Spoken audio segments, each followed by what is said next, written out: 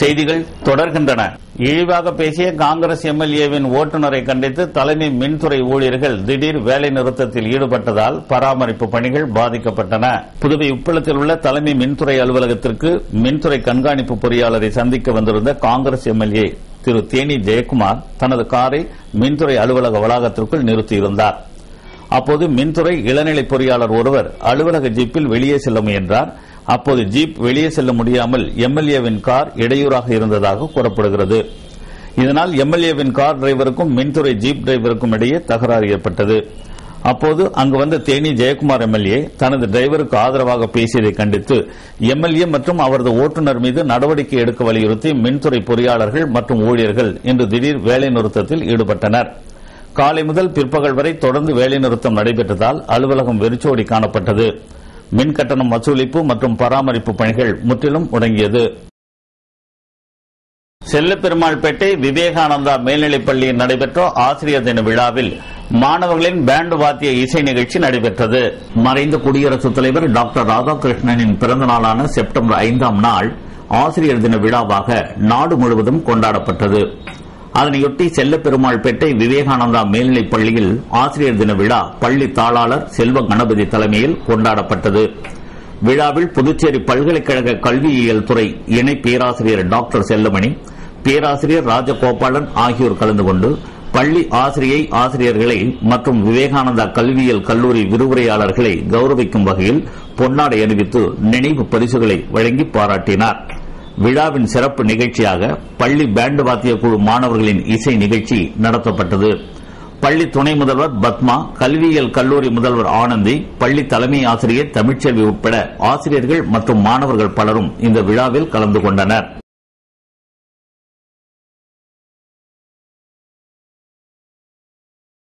மனித உரிமைகள் கழகத்தின் சார்பில் நடைபெற்ற ஆசிரியர் தின விழாவில் பெரியார் நகர் மகாத்மா காந்தி அரசு பள்ளி ஆசிரியர்களுக்கு நினைவு பரிசு வழங்கப்பட்டது.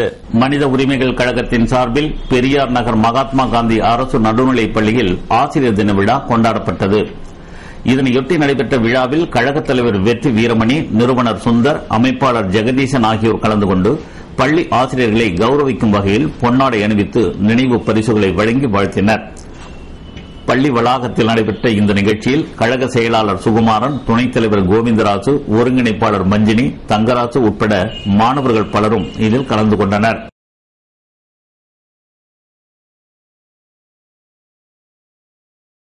தமிழ்நாடு விரைவு பேருந்துகளில் டிக்கெட் முன்பதிவு செய்யும் காலம் 30 நாட்களிலிருந்து 60 நாட்களாக நீட்டிப்பு செய்யப்பட்டுள்ளதாக அறிவிக்கப்பட்டுள்ளது. இது தொடர்பாக தமிழ்நாடு அரசு விரைவு போக்குவரத்து கழகம் வெளியிட்டுள்ள செய்திக்குறிப்பில், அரசு விரைவு போக்குவரத்து கழகம் பயணிகளின் நலனை கருத்தில் கொண்டு டிக்கெட் முன்பதிவு செய்யும் வசதியினை தற்போது நடைமுறையில் உள்ள 30 நாட்களை 4/9/2012 முதல் 60 நாட்களாக விரிவுபடுத்தப்பட்டுள்ளது. இனிவரும் காலங்களில் பயணிகள் தங்கள் முன்பதிவினை 60 நாட்களுக்கு முன்பாகவே முன்பதிவு செய்து கொள்ளலாம். சென்னை மற்றும் புறநகர் பகுதியில் வசிக்கும் பயணிகளின் நலன் கருதி சென்னையிலிருந்து புறப்படும் பேருந்துகளுக்கு முன்பதிவு மூலம் பெருங்களத்தூர் மற்றும் மேல்மருவத்தூர் ஆகிய இடங்களில் ஏறும் வசதி 4/9/2012 முதல் செய்து கொடுக்கப்பட்டுள்ளது. இதனால் புறநகர் பகுதியில் வசிக்கும் முன்பதிவு செய்த பயணிகள் இனிவரும் காலங்களில் கோயம்பேடு பஸ் நிலையத்திற்கு செல்ல தேவையில்லை. மேலும் சென்னை மற்றும் அனைத்து மாவட்டங்களிலும் முக்கிய நகரங்களிலும் பயணிகள் முன்பதிவு செய்ய தற்போது இயங்கி வரும் 50 முன்பதிவு மையங்கள் வரும் காலங்களில் 300 மையங்களாக அதிகரிக்கப்படும். பயணிகள் இணையதளம் வழியாகவும் மற்றும் அலைபேசி வழியாகவும் 60 நாட்களுக்கு முன்பே முன்பதிவு செய்து கொள்ளலாம்.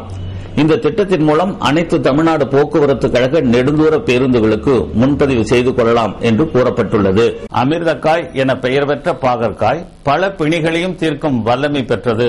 அதன் அற்புத ஆற்றலை இப்போது பார்ப்போம். பாகற்காயில் கால்சியம், பாஸ்பரஸ், புரோட்டீன், கொழுப்பு, இரும்பு சத்து, மினரல்ஸ், பி காம்ப்ளெக்ஸ், நார்ச்சத்து, கார்போஹைட்ரேட், விட்டமின் சிறிதளவு ஆகியன உள்ளது. இதில் கொம்பு பாகற்காய், மிதி பாகற்காய் என 2 வகைகள் உண்டு. இது உணவு பையிலுள்ள பூச்சியை கொல்லும், பசியை தூண்டும், பித்தத்தை தணிக்கும், பெண்களுக்கு தாய்ப்பால் சுரக்க உதவும். இதனுடன் புளி சேர்த்துக் கொண்டால் நல்லது. இதை அவ்வப்போது உணவில் சேர்த்துக் கொண்டால் ஜுரம், இருமல், இரைப்பை, மூலம், வயிற்றுப்புழு இவைகள் நீங்கும். நீரிழிவு வியாதி உள்ளவர்கள் இதை உட்கொள்வது நல்லது. பாகற்காயின் கசப்பு விஷமில்லை. நம் உடல் தனக்கு வேண்டிய அளவு இதன் சத்தை எடுத்துக்கொண்டு மிகுதியை கழிவுப் பொருட்களாக வெளியே தள்ளிவிடும். இது எளிதில் ஜீரணமாகாது என்றாலும் கபம், பித்தம், குஷ்டம், மந்தம், காமாலை ஆகிய கொடிய நோய்களை எளிதில் போக்கும். பாகல் இலையின் சாறு ஒரு அவுன்சில் சிறிது வறுத்து படித்த சீரகத்தூளை கலந்து காலை மாலை 2 வேளையும் உட்கொண்டால் விஷ ஜுரம் நின்றுவிடும். பாகல் இலையை அரைத்து உடம்பெல்லாம் தடவி 1 மணி நேரம் ஊறிய பின் குளிக்க வேண்டும். இவ்வண்ணம் 3 நாட்கள் செய்து வந்தால் போதும், நாய்க்கடியின் விஷம் உடம்பில் ஏறாது. பாகல் இலை சாற்றில் காசி கட்டியை உரைத்து சிரங்கின் மேல் தடிப்பாக தடவி வந்தால் ரத்தம் சுத்தம் செய்ய பெற்று சிரங்கு உதிர்ந்துவிடும். 2 அவுன்ஸ் பாகல் இலை சாற்றிலே 1 அளவு வெள்ளத்தை கரைத்து சாப்பிட்டால் வயிற்றில் இருக்கும் நாக்குப்பூச்சிகள் சீக்கிரத்தில் வெளியேறிவிடும். பாகல் இலைச்சாற்றில் சிறிதளவு குங்கும பூவை அரைத்து சாப்பிட்டால் பெருத்திருந்த ஆகாரப்பை சிறுத்து வந்துவிடும். பாகல் இலைச்சாற்றை நிறைய குடித்து வாந்தி எடுத்தால் அத்துடன் பாம்பு கடித்த விஷம் நீங்கும். பாகல் இலைச்சாற்றை 1 அவுன்ஸ் எடுத்து அதில் 1/2 அவுன்ஸ் நல்லெண்ணெயை கலந்து கொண்டால் உடனே காலரா நீங்கும். நீரிழிவுக்கு குணம் தெரியும் வரை 1 அவுன்ஸ் பாகல் இலைச்சாற்றில் உளுந்தளவு பெருங்காய பொடியை கலந்து சாப்பிட்டு வர வேண்டும். 1 அவுன்ஸ் பாகல் இலைச்சாற்றுடன் சமபாகம் ஆட்டுப்பால் அல்லது பசுவின் மோர் கலந்து 3 நாட்கள் காலையில் சாப்பிட்டு வந்தால் காச நோயை மட்டுப்படுத்தும். பாக்டீரியா, டயாபெட்டிஸ், இரத்த புற்றுநோய், குடல் புண், இரத்த அழுத்தம், மலச்சிக்கல் என்று பல உபாதைகளுக்கும் பயனளிக்கக்கூடியது. குடல் புண், வாயு தொல்லைகளுக்கும் இது மருந்தாகிறது. இலையை கொதிக்க வைத்து சாறு எடுத்து கல்லீரல் உபாதைக்கு பயன்படுத்துகிறார்கள். பாகற்காயின் விதையிலிருந்து எடுத்த எண்ணெயை காயங்களுக்கு போடுகிறார்கள். சர்க்கரை வியாதிக்கு மருந்தாக முற்றிய பாகற்காய் பயன்படுகிறது. பழம் டானிக்காகவும் மாதவிடாய் ஒழுங்கின்மையும் சரிப்படுத்தவும் உதவுகிறது. பிற மருந்துகள் சாப்பிட்டு வருபவர்கள் மட்டும் மருத்துவரின் ஆலோசனையை கேட்ட பிறகே பாகற்காயை சேர்த்துக் கொள்ள வேண்டும் எனவும் எச்சரிக்கப்படுகிறது. கசப்பென்று ஒதுக்காமல் பாகற்காயை நமது உணவின் ஒரு பகுதியாக்கி கொண்டால் அதனால் நமக்கு பல நன்மைகள் உண்டு. இனி காணலாம் ராகவா வழங்கும் புதுவையின் செய்தி துளிகள். வில்லியனூர் ஆச்சாரியா கல்வி குழுமத்தின் சார்பில் ஆசிரியர் தின விழா கொண்டாடப்பட்டது. கால்நடைகள், கோழிகள் கண்காட்சியில் வெற்றி பெற்றவர்களுக்கு சபாநாயகர் திரு சபாபதி பரிசுகள் வழங்கினார். பாகூர் விவசாயிகளுக்கு நெல் அறுவடை இயந்திரம் வழங்கும் விழாவில் நெல் அறுவடை இயந்திரத்தை முதல்வர் திரு ரங்கசாமி இயக்கி பார்த்தார். மடுகரையில் 2 கோஷ்டிகள் மோதிக்கொண்டதில் ஒருவர் படுகாயமடைந்தார். 100 பேர்கள் கைது செய்யப்பட்டுள்ளனர். புதுவை அரசு காஞ்சிமாமுனிவர் பட்ட மேற்படிப்பு மையத்தின் நாட்டு நலப்பணி திட்டத்தின் சார்பில் ஆசிரியர் தின விழா கவியரங்கம் நடத்தப்பட்டது.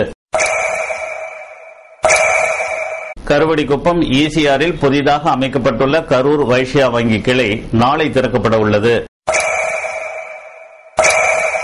புதுவையில் நடைபெற்ற மண்டல அளவிலான என்சிசி முதல் சுற்று படகு போட்டியில் தூத்துக்குடி, புதுச்சேரி, கடலூர் அணிகள் முதலிடத்தை பிடித்துள்ளன. முதலியார்பேட்டை ஸ்ரீ விவேகானந்தர் கோச்சிங் சென்டரில் அரசு முதுநிலை எழுத்தர் மற்றும் ஆசிரியர் தகுதி தேர்வுகளுக்கான பயிற்சி வகுப்புகள் துவக்கப்பட்டுள்ளது. பர்மிட் இல்லாத தமிழக ஆட்டோக்கள் புதுவைக்குள் நுழைய தடை விதிக்க வேண்டும் என பெரிய காலாப்பட்டு சிங்காரவேலர் ஆட்டோ உரிமையாளர் நலச் சங்கம் அரசுக்கு வேண்டுகோள் விடுத்துள்ளது. தாகூர் கலைக்கல்லூரியில் நடப்பு ஆண்டுக்கான BA சமூகவியல், BSc கம்ப்யூட்டர் சயின்ஸ் படிப்புகளுக்கான அனுமதியை புதுவை பல்கலைக்கழகம் வழங்காததை தினமலர் நாளிதழ் சுட்டிக்காட்டியுள்ளது. வில்லியனூர் தொகுதியில் ரூபாய் 30 லட்சம் மதிப்பிலான சாலை போடும் பணியை சட்டமன்ற உறுப்பினர் திரு நமச்சிவாயம் தொடங்கி வைத்தார்.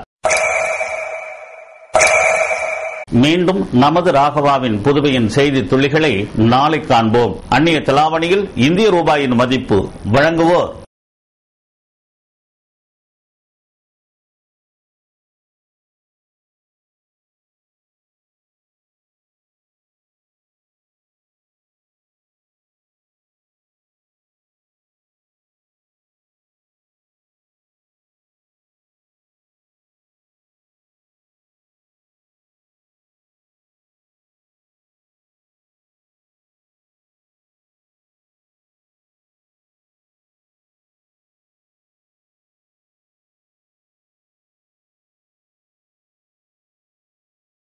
ஈரோ 70 ரூபாய், யுஎஸ் டாலர் 55 ரூபாய் 50 காசுகள், பிரிட்டன் பவுண்ட்ஸ் 88 ரூபாய் 30 காசுகள், சிங்கப்பூர் டாலர் 44 ரூபாய் 40 காசுகள், சவுதி ரியால் 14 ரூபாய் 75 காசுகள், துபாய் திர்ஹாம் 15 ரூபாய் 10 காசுகள், மலேசியா ரிங்கிட் 17 ரூபாய் 60 காசுகள்.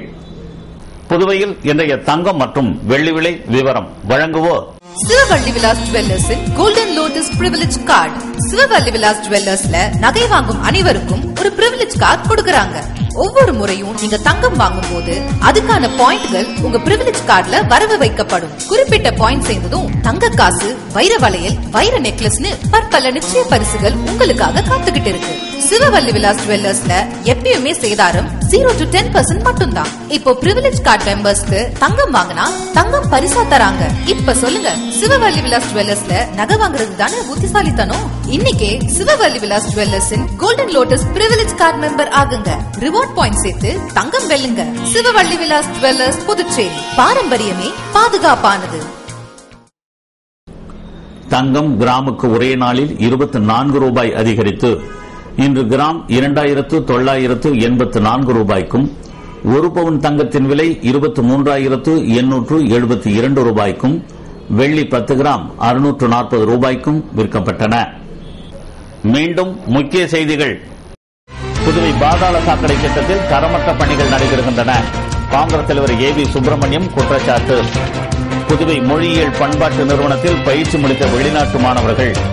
அமைச்சர் திரு தியாகராஜன் சான்றிதழ்களை வழங்கி பாராட்டு. தலைமை பொறியாளர் அலுவலகத்தை முற்றுகையிட முயன்ற பொதுப்பணித்துறை பொறியாளர்கள் 80க்கும் மேற்பட்டோர் கைது. போலீசாருடன் தள்ளுமுள்ளு ஏற்பட்டதால் பரபரப்பு. புதுவை பொறியியல் கல்லூரியில் கல்வியில் சிறந்து விளங்கும் மாணவர்களுக்கு விருதுகள். அனைத்து துறை பேராசிரியர்கள், மாணவர்கள் பங்கேற்பு. இத்துடன் ராகவா செய்திகள் நிறைவடைந்தன. வணக்கம்.